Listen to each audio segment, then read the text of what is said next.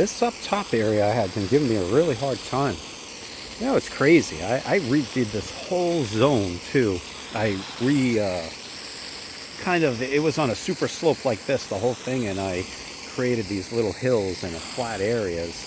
But the pitch was basically like these green giants on the side. I mean, totally redid this thing.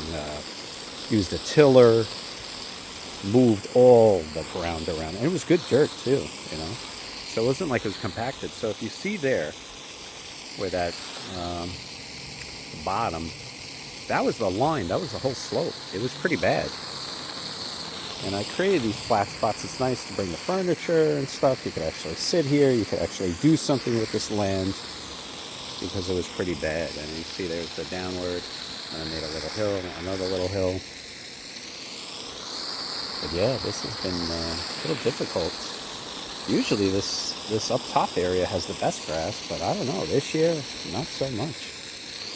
And I'm basically here at the end of September, just trying to repair as much as I can. You know, I know there's a lot of shade up here, so I try to get up here as much as possible. And water, especially when the sun is out. It was so dry up here. And let me tell you something, it just poured for the last 2 days, but yet the soil is just so dry. Crazy part is I've been adding a lot of fresh soil too.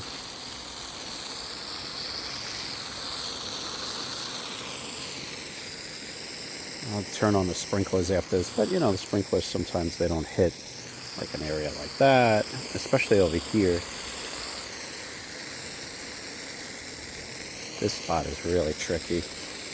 My neighbor, she doesn't do anything, so you know, it's hard too because the tree trunks are really right here. The roots rather, it's really bad. So I mean, this tree must suck so much water out of this ground also.